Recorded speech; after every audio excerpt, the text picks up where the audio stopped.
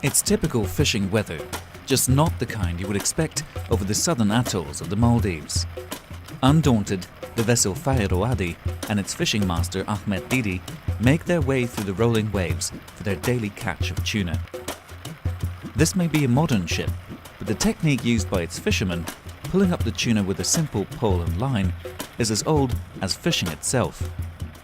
මේ දොස්රීග මස්සරිකම් කුලංජේ සවබකි දිවහි රාජ්‍යයේ ආම්මුකෝ කුවර කුරීස්වරම් ෆෙසිකින් කුරා මස්සරිකමකි දොස්රීග මස්සරිකමක වෙෆා දොස්රීග මස්සරිකම් කුරුමකුම් මස්සරිකමක ඉතුරු බදල නාන්නකම ලෆා කුරවේති දොස්රීග මස්සරිකම කුර දෙන් දාජහාග මස්සරිකම් කුරා කම වඤ්ඤා ඒ එද්දෝගේ කමකෂේ කම්වානි එමෙම දාජහාග මස්සරිකම් ගොග්ගෙන් රාජ්‍යයේ මස්සරිකම් දුවහක දශදානකම ලෆා කුරවේති.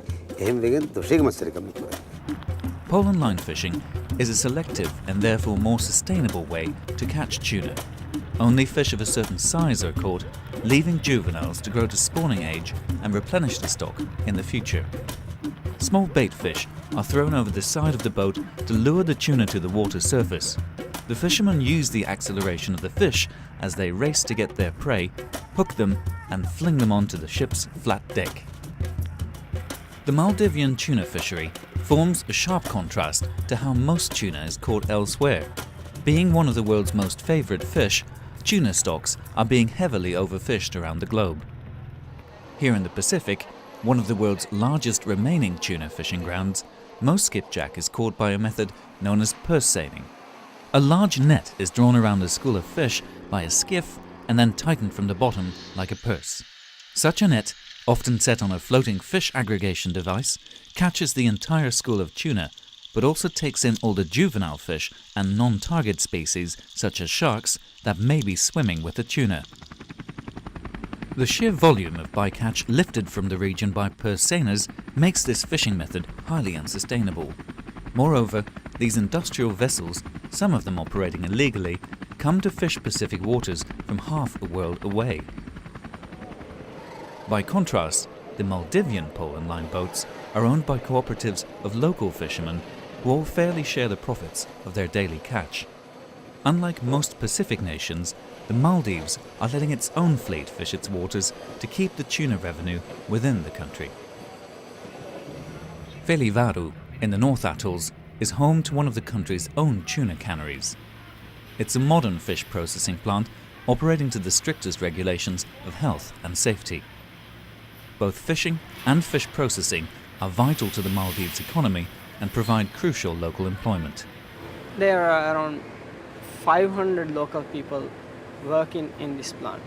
That means 500 families, local families, are looked after. And for fishermen, we pay cash daily. So compared to other industries, what we get from for the company is very well distributed through the community. It's often the profit margin that forms the biggest stumbling block for environmentally responsible and sustainable food products.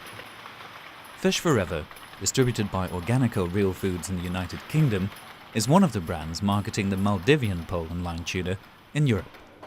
Its managing director, Charles Redfern, believes retailers should take a greater responsibility in promoting sustainable fish products. They just say this is a buying option.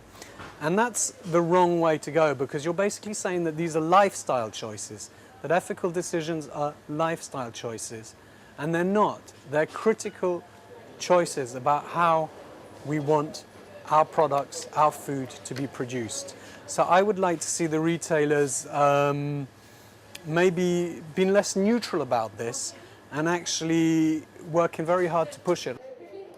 At the moment, cans of pole and line caught tuna harvested by Maldivian fishermen are sold alongside the competition fished industrially by foreign fleets in the Pacific. Being more labour-intensive and at higher production costs, the Maldivian tuna is having a hard time competing.